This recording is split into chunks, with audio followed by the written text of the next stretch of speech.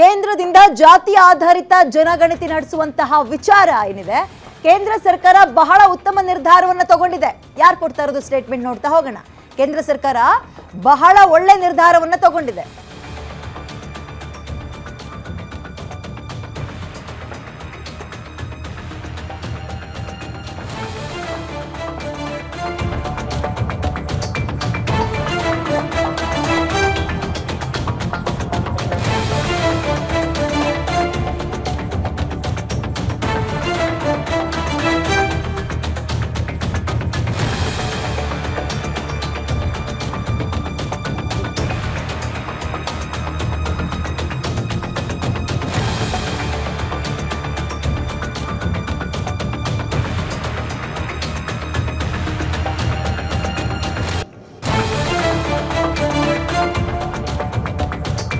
ರಾಜ್ಯ ಸರ್ಕಾರದ ವಿರುದ್ಧ ಬಿಜೆಪಿ ರಾಜ್ಯಾಧ್ಯಕ್ಷ ವಿಜಯೇಂದ್ರ ಕಿಡಿಕಾರ್ತಾ ಇದ್ದಾರೆ. ಅದು ಜಾತಿ ಗಣತಿಗೆ ಸಂಬಂಧಪಟ್ಟಂತೆ ಕೇಂದ್ರದಿಂದ ಈಗ ಆಲ್ರೆಡಿ ನಿರ್ಧಾರವನ್ನು ತಗೊಂಡಿದೆ.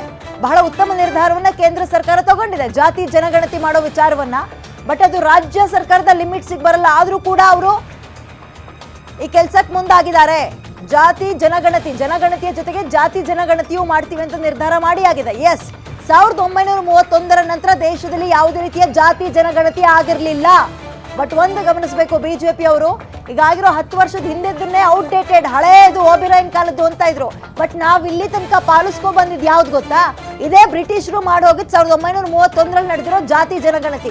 ಅದರಲ್ಲೇ ಗೊತ್ತಾಗಿರೋದು ಪ್ರಬಲ ಸಮುದಾಯ ಲಿಂಗಾಯತರು, ಪ್ರಬಲ ಸಮುದಾಯ ಒಕ್ಕಲಿಗರು ಅಂತ. ಈಗ ಅದು ಕೇಂದ್ರ ಸರ್ಕಾರ ನೆನ್ನೆ ಮೀಟಿಂಗ್ ನಲ್ಲಿ ನಿರ್ಧಾರ ಮಾಡಿದ್ದಾರೆ, ಮಾಡ್ತೀವಿ ಅಂತ. ಯಾವಾಗ ಆಗುತ್ತೆ ಕುತೂಹಲ ಮೂಡಿಸ್ತಾ ಇದೆ.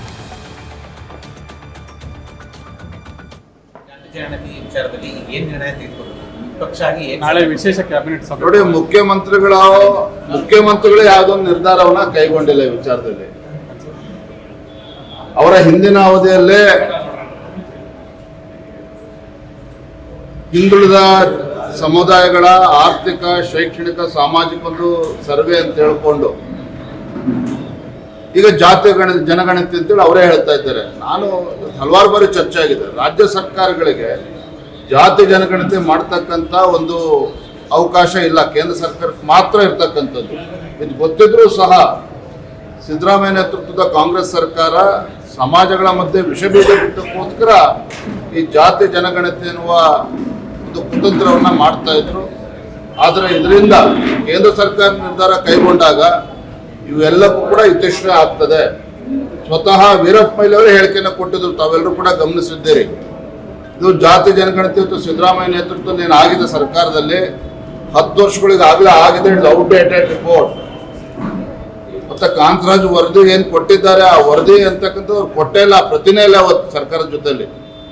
ಆದರೆ ಅದನ್ನು ಇಲ್ಲದೇ ಇದ್ರೂ ಸಹ ಸಮಾಜಗಳ ಮಧ್ಯೆ ಒಂದು ಗೊಂದಲವನ್ನು ಸೃಷ್ಟಿ ಮಾಡ್ತಕ್ಕಂಥ, ಒಂದು ಕಂದಕವನ್ನು ಸೃಷ್ಟಿ ಮಾಡ್ತಕ್ಕಂಥ ಕೆಲಸ ಸಿದ್ದರಾಮಯ್ಯ ನೇತೃತ್ವದ ಕಾಂಗ್ರೆಸ್ ಸರ್ಕಾರ ಮಾಡ್ತಾ ಇದ್ರು. ಈಗಲಾದ್ರೂ ಸಹ ಇದಕ್ಕೆ ಇತಿಶ್ರೀ ಹಾಡ್ತಾರೆ ಅನ್ನೋ ವಿಶ್ವಾಸ ನನಗಿದೆ. ಜಾತಿ ಜನಗಣತಿ ವಿಚಾರದಲ್ಲಿ ಏನು ನಿರ್ಣಯ ತೆಗೆದುಕೊಳ್ಳುವುದು ಪಕ್ಷ ಆಗಿ ನಾಳೆ ವಿಶೇಷ ಓಕೆ, ಜಾತಿ ಜನಗಣತಿಯ ವಿಚಾರಕ್ಕೆ ಸಂಬಂಧಪಟ್ಟಂತೆ ನಿನ್ನೆ ಕೇಂದ್ರ ಸರ್ಕಾರ ಮಹತ್ವದ ನಿರ್ಧಾರವನ್ನು ತಗೊಂಡಿದೆ. ಅದು ನಾವು ಇಡೀ ದೇಶದಲ್ಲಿ ಜಾತಿ ಜನಗಣತಿಯನ್ನ ಮಾಡ್ತೀವಿ ಅಂತ. ಇಲ್ಲಿ ತನಕ ಸೆನ್ಸಸ್ ಆಗ್ತಿತ್ತು, ಅಂದ್ರೆ ಬರೀ ಜನಗಣತಿ ಆಗ್ತಿತ್ತು. ಬಟ್ ಜಾತಿ ಜನಗಣತಿಯ ಅಗತ್ಯ ಇದೆ. ಗೊತ್ತಾಗುತ್ತೆ ಯಾವ್ಯಾವ ಸಮಾಜದವರು ಇನ್ನೂ ಕೂಡ ಸಾಮಾಜಿಕವಾಗಿ, ಆರ್ಥಿಕವಾಗಿ, ಶೈಕ್ಷಣಿಕವಾಗಿ ಎಷ್ಟು ಹಿಂದುಳಿದಿದ್ದಾರೆ ಅನ್ನೋದು ಗೊತ್ತಾಗುತ್ತೆ. ಇಡೀ ದೇಶದಲ್ಲಿ